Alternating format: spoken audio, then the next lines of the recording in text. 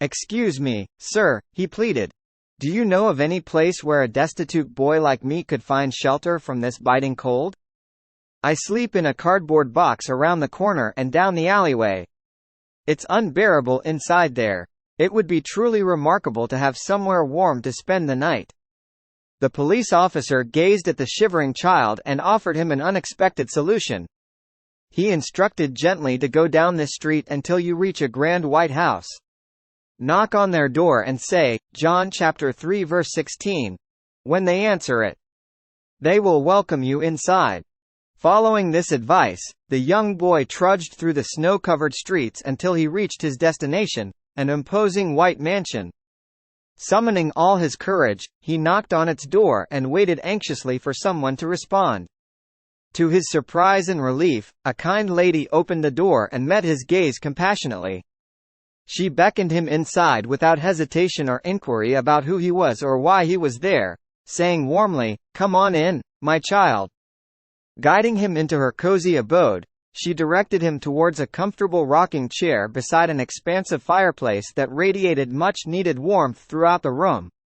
With gratitude flooding over him like waves crashing against rocks, he sat there contemplatively for some time.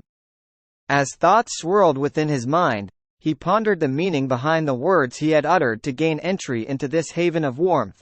John chapter 3 verse 16. Although its significance eluded him, there was no denying its transformative effect on a cold and desperate boy like himself. Afterwards, she returned and inquired, "Do you feel hungry?" He replied, "Well, just a bit. I haven't eaten in a few days and I could use some food." The woman led him into the kitchen and seated him at a table adorned with various delicious dishes. He voraciously consumed everything until he reached his limit. Then a thought crossed his mind. John chapter 3 verse 16. I may not grasp its meaning, but it satisfies the hunger of a hungry soul. She guided him upstairs to a bathroom featuring an immense bathtub filled with warm water, where he soaked for some time. While he drank in the soothing experience, he pondered John chapter 3 verse 16. Its significance eludes me, yet it can cleanse even the dirtiest beings. It dawned on him that he had never experienced a natural bath in his entire existence. His sole encounter with cleanliness was standing before an enormous fire hydrant as it was being flushed out. The lady entered the room and fetched him, leading him to another chamber where she tucked him into a large feather bed and pulled up the covers around his neck. She kissed him good night and extinguished the lights.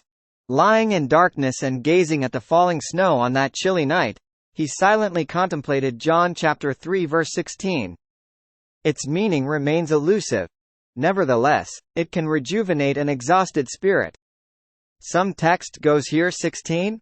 His response was honest and straightforward. No, ma'am, I am not. I first encountered it last night when a police officer mentioned it to me.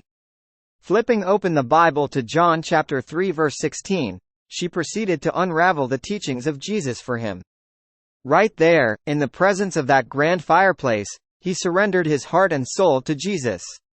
As he sat there deep in thought, he pondered over John chapter 3 verse 16. Although its whole meaning eluded him, it provided solace for a bewildered young boy like himself. It must be admitted that I, too, struggle to comprehend how God could sacrifice his Son for me and how Jesus willingly agreed to such an ordeal. Yet, despite my lack of understanding, it undeniably grants life a profound sense of purpose and fulfillment.